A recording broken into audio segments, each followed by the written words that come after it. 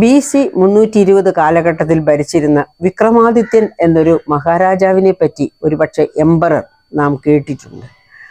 അദ്ദേഹത്തിന് ചാണക്യൻ എന്നൊരു അമാത്യൻ എന്ന് വെച്ചാൽ അദ്ദേഹത്തിൻ്റെ ഒരു ധനമന്ത്രി ആണ്. അതുപോലെ അദ്ദേഹത്തെ ഉപദേശിക്കാനായിട്ട് വേതാളം എന്നൊരു എന്താ പറയുക, മനുഷ്യനോ മറ്റെന്തോ എന്ന് നമുക്കറിയാത്ത തരത്തിലുള്ള വിക്രമാദിത്യൻ്റെ തോളത്തിരുന്ന് യാത്ര ചെയ്യുമായിരുന്ന ഒരു ജീവിയെ പറ്റിയും കേട്ടിട്ടുണ്ട്. ഇങ്ങനെയുള്ള ഭരണകാലത്ത് ഭരണം നന്നായി നടക്കുന്നുവോ, എത്ര പേർക്ക് അതുകൊണ്ട് ആശ്വാസവും ക്ഷേമവും ഉണ്ടാകുന്നു, എത്ര പേർ അതുകൊണ്ട് ദുഃഖിക്കുന്നു, എന്തൊക്കെയാണ് വിമർശനങ്ങൾ എന്നൊക്കെ അറിയാൻ വേണ്ടി വിക്രമാദിത്യൻ ചാരന്മാരെ, അതായത് ചാണക്യ തന്ത്രത്തിൻ്റെ ഒരു ഭാഗമാണ്, ചാണക്യൻ എന്ന അമാത്യൻ്റെ തന്ത്രത്തിൻ്റെ ഒരു ഭാഗമായിട്ട് ആൾക്കാരെ അയച്ച് ദേശാന്തരങ്ങളിൽ അയച്ച് കോട്ടങ്ങളെ പറ്റിയും നേട്ടങ്ങളെ പറ്റിയും വിലയിരുത്തുകയും അതിനനുസരിച്ച് ഭരണത്തിൽ വ്യത്യാസങ്ങൾ വരുത്തുകയും ചെയ്തിരുന്നു എന്ന് അങ്ങനെ വായിച്ചിട്ടുണ്ട്, നമ്മൾ കേട്ടിട്ടുണ്ട്. ഓക്കെ, ഇപ്പോൾ കേരളത്തിൽ ഇപ്പോൾ എന്താ നടക്കുക? ഈ നവകേരള സദസ്സ് പൗരപ്രമുഖരെ വിളിച്ചു വരുത്തി ഭരണം എങ്ങനെ നന്നായി നടക്കുന്നുവോ, എന്തൊക്കെയാണ് കോട്ടങ്ങൾ? പ്രിയപ്പെട്ട സുഹൃത്തുക്കളെ, പൗരപ്രമുഖർക്ക് ഭരണത്തിൻ്റെ നേട്ടങ്ങൾ കൊയ്യുന്നവരാണ് അവർ ആരും കോട്ടങ്ങൾ അനുഭവിക്കുന്നവരല്ല. ആരാണ് കോട്ടങ്ങൾ അനുഭവിക്കുന്നവർ? കോട്ടങ്ങൾ അനുഭവിക്കുന്നത് പാവപ്പെട്ടവരാണ്. അതായത് ഒന്നും കിട്ടാത്തവർ, ഈ പദ്ധതി ഫണ്ട് ഒന്നും ചെലവഴിക്കാതെ, കാർഷിക മേഖലയ്ക്ക് വേണ്ട സഹായങ്ങൾ കിട്ടാതെ, വൈദ്യുതി മേഖലയ്ക്ക് വേണ്ട സഹായങ്ങൾ കിട്ടാതെ, കൃഷിയുടെ ജലസേചനം നടപ്പാക്കാതെയൊക്കെ അനുഭവിക്കുന്നവർ. അങ്ങനെ പോകുന്ന ഒരു കൂട്ടം ദരിദ്രരും അതിദരിദ്രരും ഒക്കെ അടങ്ങുന്ന, അല്ലെങ്കിൽ താഴെ തട്ടിലെ ജനവിഭാഗമാണ് ദുർഭരണത്തിന്റെ ക്ലേശങ്ങളെല്ലാം അനുഭവിക്കുന്നത്. അപ്പൊ ഈ കേരളീയം എന്ന മാമാങ്കം, ഒരു മിമിക്സ് പരേഡ് ഒരാഴ്ച നാം കണ്ടു. ആ ഒരാഴ്ച മിമിക്സ് പരേഡ് നടത്തുന്നതിന് മുൻപ് തന്നെ അതിനുവേണ്ടി ഒരുപാട് സ്പോൺസർഷിപ്പുകൾ കളക്ട് ചെയ്തു. എന്തിനാണ് ഈ സ്പോൺസർഷിപ്പുകൾ? നവകേരള സദസ്സിന് നമ്മുടെ തദ്ദേശ സ്വയംഭരണ സ്ഥാപനങ്ങളോടാണ് ഓരോന്നിനോടും ഇത്ര രൂപ വീതം സംഭാവന ചെയ്യൂ എന്ന് ആജ്ഞാപിച്ചത്. പക്ഷെ ഇവിടെ കേരളീയത്തില് ആരോടും ആജ്ഞാപിക്കുകയല്ലായിരുന്നു നേരിട്ട്. പക്ഷെ എന്താണ് ചെയ്ത്? സ്പോൺസർഷിപ്പ് കളക്ട് ചെയ്യുകയായിരുന്നു. അപ്പൊ എങ്ങനെയാണ് ഈ സ്പോൺസർഷിപ്പ് കളക്ട് ചെയ്തത്? സ്പോൺസർഷിപ്പ് കളക്ട് ചെയ്താൽ പല ഗുണങ്ങളും ഉണ്ടെന്ന് ഓർക്കണം. സ്പോൺസർഷിപ്പ് എടുക്കുന്നവർക്ക്, അതായത് സ്പോൺസർമാർക്കും ആണ് ഏറ്റവും വലിയ അഡ്വാൻറ്റേജ്. നമുക്കറിയാം, ഏത് ഒരു ഭരണം വരാൻ നേരത്തും, അതായത് ഇലക്ടറൽ ബോണ്ട് നമ്മൾ കേൾക്കുന്നുണ്ട് ഇന്ത്യയിലെ ഇലക്ടറൽ ബോണ്ടുകളെ പറ്റി. അതായത് ആരാണ് ഇലക്ടറൽ ബോണ്ടിൽ നിക്ഷേപിക്കുന്നത് എന്ന് ആരും അറിയേണ്ട അനോണിമസ് ഇലക്ടറൽ ബോണ്ടുകൾ. ഇപ്പൊ ഞാൻ ഒരു 1000 കോടി രൂപ കേന്ദ്ര ഗവൺമെന്റിന്റെ ഇലക്ഷൻ ഫണ്ടിലേക്ക് നിക്ഷേപിച്ചാലും ഈ 1000 കോടിയുടെ ഉടമയാര്, അതിന്റെ ഉറവിടം എന്ത്, അതായത് എങ്ങനെയാണ് ഈ 1000 കോടി സംഭരിച്ച് ഇലക്ട്രൽ ബോണ്ടിലേക്ക് നിക്ഷേപിച്ചത്, ഇത്തരം കാര്യങ്ങളെ പറ്റി ഒന്നും കമാന്നൊരക്ഷരം മിണ്ടണ്ട. എന്ന് വെച്ചാൽ ഇതൊക്കെ ഹൈലി അൺകോൺസ്റ്റിറ്റ്യൂഷണൽ ആയിട്ടുള്ള ഫണ്ട് പിരിവാണ്. ചോദ്യം ചെയ്യാൻ ഇന്ത്യയിലെ ജനം തയ്യാറാകാത്തിടത്തോളം കാലം ഇത്തരം തെറ്റായ നടപടികൾ, കോൺസ്റ്റിറ്റ്യൂഷണലി തെറ്റായ നടപടികൾ, നിയമപരമായി തെറ്റായ നടപടികൾ നടന്നുകൊണ്ടേയിരിക്കും. അതുപോലെ ഒന്നാണ് ഈ സ്പോൺസർഷിപ്പ് എന്ന് പറയുന്നത്. സ്പോൺസർ ചെയ്യുന്നവൻ ആര്? അത് ക്വാറി മാഫിയ ആകട്ടെ, സിൽക്ക് മാഫിയ ആകട്ടെ, ഗോൾഡ് മാഫിയ ആകട്ടെ, ആരുമാകട്ടെ. ഗോൾഡ് മാഫിയ ആണെന്ന് വിചാരിച്ചോളൂ, അവൻ ഗോൾഡ് സ്മഗിൾ ചെയ്യുന്നതിൻ്റെ പുറകെ നിൽക്കുമ്പോൾ അവന് ചില സഹായങ്ങളൊക്കെ ചെയ്തു കൊടുക്കേണ്ടി വരും. അവൻ വിറ്റ ഗോൾഡിന്റെ നികുതി കൊടുക്കാതിരിക്കുമ്പോൾ, ആ നികുതി വെട്ടിക്കുമ്പോൾ അവന്റെ നേരെ കണ്ണടക്കേണ്ടി വരും. പ്രിയപ്പെട്ട സുഹൃത്തുക്കളെ, നിങ്ങൾ ഓർക്കുക, ഇന്ത്യയിൽ വിൽക്കപ്പെടുന്ന സ്വർണം വേൾഡ് ഗോൾഡ് കൗൺസിലിന്റെ കണക്കനുസരിച്ച് 1000 ടൺ വരും. അത് ഒഫീഷ്യലായിട്ട് വിൽക്കപ്പെടുന്ന സ്വർണമാണ്. അൺഒഫീഷ്യലായിട്ട് എത്രയോ 1000 ടണ്ണുകൾ കൂടി വിൽക്കുന്നുണ്ടാകും. അപ്പൊ ഈ 1000 ടൺ വിൽക്കുന്നതിൽ വേൾഡ് ഗോൾഡ് കൗൺസിൽ പറയുന്നത് കേരളത്തിലാണ് അതിൻ്റെ 20% വിൽക്കുന്നതെന്ന്. എന്ന് വെച്ചാൽ 25 ടൺ വിൽക്കുന്നത്. ആ 25 ടൺ വിൽക്കുന്ന കേരളത്തില് എന്താണ് ആക്ച്വലി 20% വിൽക്കുന്നത്? 200 ടൺ കേട്ടോ, അതിൻ്റെ 20% എന്ന് പറയുന്നത്. 200 ടൺ ഗോൾഡ് കേരളത്തിൽ വിൽക്കുന്നു. ഇപ്പോഴത്തെ സ്വർണത്തിന്റെ വില അനുസരിച്ച് 3% പലിശയുള്ളൂ കേട്ടോ. അതിന് നികുതിയുള്ളൂ 3%. അതായത് നിത്യോപയോഗ സാധനങ്ങൾക്ക് GST 5%, ഗോൾഡ്, ഡയമണ്ട് ആഭരണങ്ങൾക്ക് 3% നികുതിയേ ഉള്ളൂ എന്നോർക്കണം. ഏറ്റവും കുറഞ്ഞ നികുതി കളക്ട് ചെയ്യുന്ന ഒരു ഉൽപ്പന്നമാണ് സ്വർണ്ണ വജ്രാഭരണങ്ങൾ. എന്നിട്ടും എന്താണ് സംഭവിക്കുന്നത്? ഒരു 30,000-40,000 കോടി രൂപ കിട്ടേണ്ട സ്ഥാനത്ത് കേരള ഗവൺമെന്റിന് വെറും 500 കോടിയോ അതിൽ താഴെ കിട്ടുന്നുള്ളൂ. 30,000 കോടിയുടെ എത്ര ശതമാനം വരും 500 കോടി എന്ന് നിങ്ങളൊന്ന് കണക്ക് കൂട്ടി നോക്കൂ. അപ്പോൾ നമുക്ക് കിട്ടുന്നത് തുച്ഛമായ വരുമാനം മാത്രമാണ് ഗോൾഡിൽ നിന്ന്. എന്നാൽ അവനെ കയറി അറ്റാക്ക് ചെയ്യാം, അവനെ കയറി കണ്ടുപിടിച്ചെടുക്കാൻ വേറെ ഒരുപാട് മാർഗങ്ങളുണ്ട്. ഈ കള്ള സ്വർണം വിൽപ്പനയുടെ പരിധി കുറയ്ക്കാനും കണ്ടെത്താനും. പക്ഷെ അതിനൊന്നും ഗവൺമെന്റ് മുതിരില്ല. കാരണം ഗവൺമെന്റിന്റെ സ്പോൺസർമാർ ഗോൾഡ് മാഫിയയിൽ നിന്ന് സ്പോൺസർഷിപ്പ് വാങ്ങിച്ചിരിക്കുന്നു, സിൽക്ക് മാഫിയയിൽ നിന്ന് വാങ്ങിച്ചിരിക്കുന്നു, ആമസോണിൽ നിന്ന് വാങ്ങിച്ചിരിക്കുന്നു, ഫ്ലിപ്കാർട്ടിൽ നിന്ന് വാങ്ങിച്ചിരിക്കുന്നു. എന്താണ് ആമസോണും ഫ്ലിപ്കാർട്ടും കേരളത്തിൽ കാണിക്കുന്നത്? അവര് ലോകത്ത് ഏറ്റവും വില കുറഞ്ഞ രീതിയിൽ ഉൽപ്പാദിപ്പിക്കപ്പെടുന്ന ഉൽപ്പന്നങ്ങൾ, അവയുടെ ഗുണനിലവാരം എത്ര മോശമാണെങ്കിലും വാങ്ങിച്ച് കേരളത്തിൽ കൊണ്ടുവന്ന് ഈ ഉപഭോക്തൃ സംസ്ഥാനമായ, അതായത് ഇന്ത്യയിലെ 28 സംസ്ഥാനങ്ങളിൽ ഏറ്റവും കൂടുതൽ ഉപഭോഗം നടക്കുന്ന സംസ്ഥാനമാണ് കേരളം. അതുകൊണ്ടാണ് കേരളം ഉപഭോക്തൃ സംസ്ഥാനം എന്ന രീതിയിൽ ഇൻഡെക്സിൽ 1ാമത് നിൽക്കുന്നത്. അപ്പൊ കേരളത്തിലേക്ക് വന്നാല് പ്രവാസി പണമാകട്ടെ, സർക്കാർ കൊടുക്കുന്ന, അതായത് ഫെസ്റ്റിവൽ അലവൻസ്, അങ്ങനെ പല തരത്തിൽ വരുന്ന പണം, അതായത് സമ്പന്നരുടെ കയ്യിലേക്ക് വീണ്ടും എത്തിച്ചേരുന്ന പണം, പൗരപ്രമുഖരുടെ കൈകളിലേക്ക് എത്തിച്ചേരുന്ന പണം.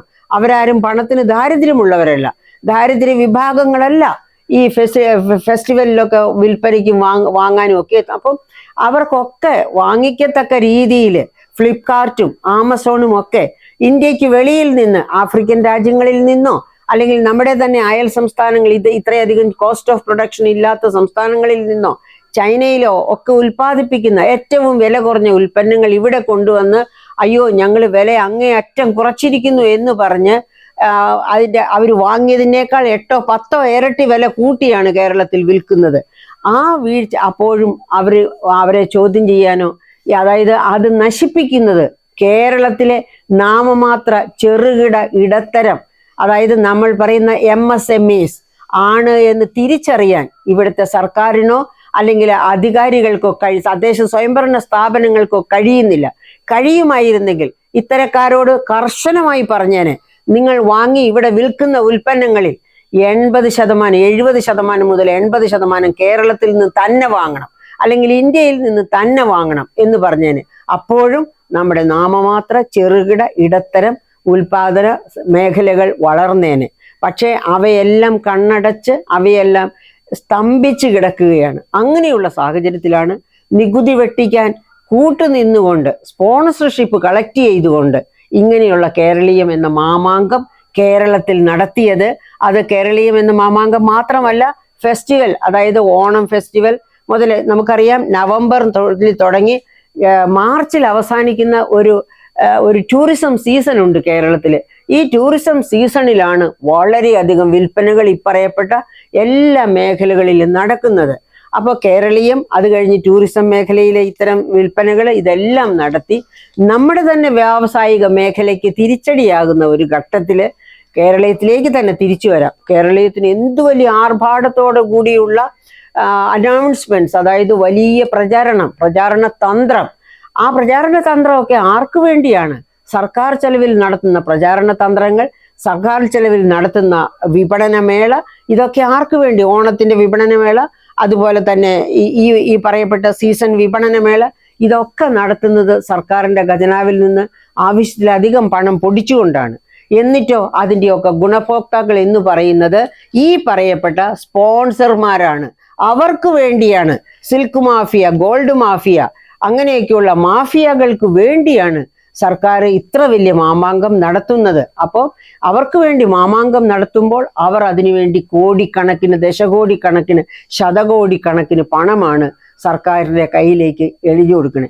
അതിൻ്റെ കണക്കുകളില്ല എന്നുള്ളതാണ് നമ്മൾ ഇവിടെ ശക്തമായിട്ട് ചർച്ച ചെയ്യുന്നത്. എന്താണ് കണക്കിനെ പറ്റി ചോദിക്കുന്നത്? അതായത് ഈ ചോദ്യങ്ങൾക്ക് മറുപടിയില്ല. ആകെ എത്ര തുക അനുവദിച്ചു? അതായത് കേരളീയത്തിന് 27,000 കോടി, 29,000 കോടി എന്നൊക്കെ കണക്ക് കേട്ടിരുന്നു. പക്ഷെ അതൊന്നും കൃത്യമായ കണക്കല്ല. ഇനി സ്പോൺസർമാരിലൂടെ എത്ര തുക പിരിച്ചു? അതിനും യാതൊരു കണക്കുമില്ല. പക്ഷെ ഒരു കണക്ക് കേട്ടിരുന്നു ആ സമയത്ത്. അതായത് സ്പോൺസർമാരിൽ നിന്ന് പിരിക്കുന്ന ഫണ്ട് മുഴുവനും PRDയുടെ ബാങ്ക് അക്കൗണ്ടിലേക്കാണ് ഇടുന്നത്, അല്ലാതെ ഖജനാവിലേക്കല്ല.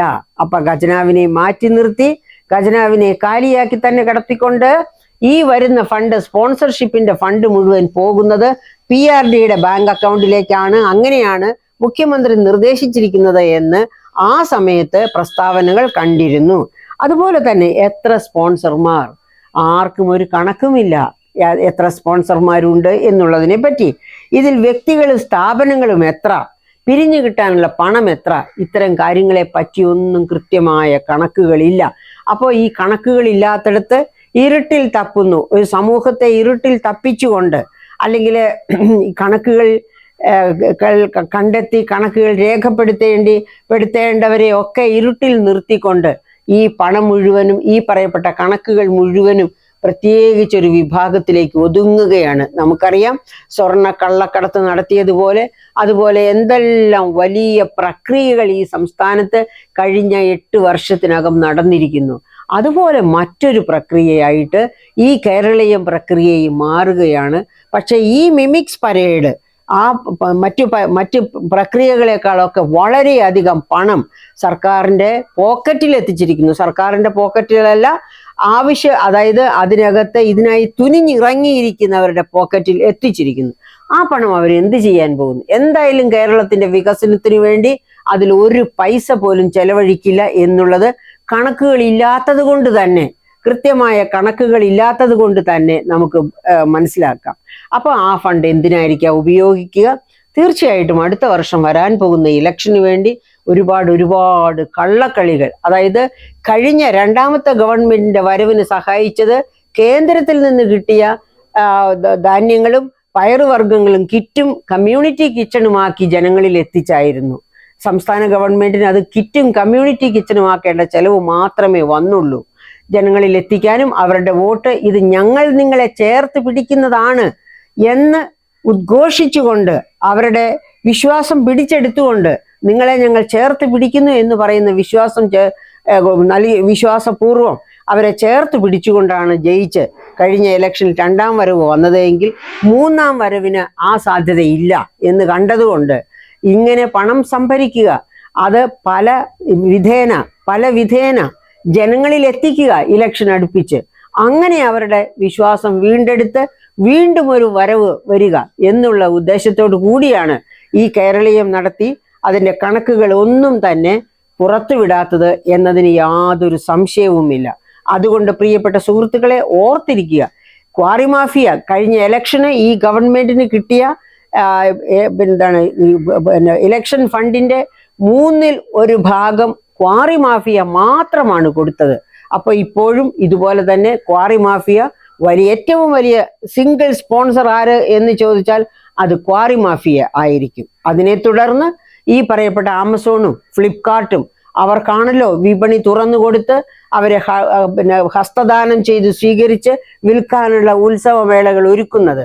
അപ്പൊ അവരുടേതായിട്ട് കാണും. അതുപോലെ തന്നെ ഈ കാണാവുന്ന കള്ളക്കടത്ത് സ്വർണവും അല്ലാതെ വൈറ്റ് ഗോൾഡും ഇവിടെ വിറ്റ് അഴിക്കുന്ന സാഹചര്യത്തിൽ ആ ഗോൾഡ് മാഫിയ, സിൽക്ക് മാഫിയ എന്ന് വേണ്ട എല്ലാ വ്യാപാര വ്യവസായ മാഫിയകളും, കാരണം നമ്മൾ കൊടുക്കുന്ന നികുതി എല്ലാ ഉൽപ്പന്നങ്ങളിലും കൺസ്യൂമേഴ്സ്, ഉപഭോക്താക്കളായ ഞാനും നിങ്ങളും നികുതി കൊടുക്കുകയാണ്, GST.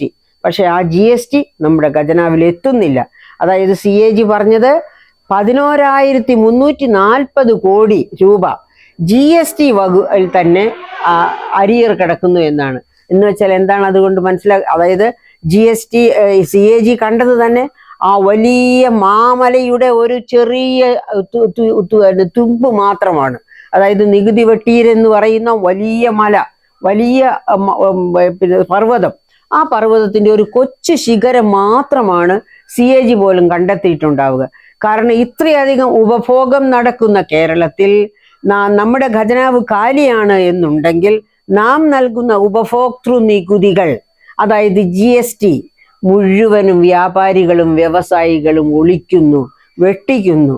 അത് GST പോർട്ടലിലേക്ക് അപ്ലോഡ് ചെയ്യുന്നില്ല, അത് GSTയിൽ എത്തുന്നില്ല, അത് ഖജനാവിൽ എത്തുന്നില്ല. അപ്പൊ അങ്ങനെയുള്ള ഒരു സാഹചര്യത്തില് നമുക്ക് അതായത് ജനങ്ങളെ സേവിക്കാൻ വേണ്ടിയാണ്, ജനസേവനത്തിന് വേണ്ടിയാണ് നികുതി പിരിക്കുന്നത്. ആ നികുതി ഖജനാവിൽ എത്തുന്നില്ലെങ്കിൽ ആ നികുതി കൊണ്ട് ജനങ്ങൾക്ക് യാതൊരു പ്രയോജനവും കിട്ടാത്ത അവസ്ഥയാണ്. നമ്മുടെ റോഡുകൾ പൊട്ടിപ്പൊളിഞ്ഞു കിടക്കും, നമ്മുടെ നമ്മുടെ നമ്മുടെ കൃഷിക്ക് ജലസേചനം ഇല്ലാതെ കിടക്കും.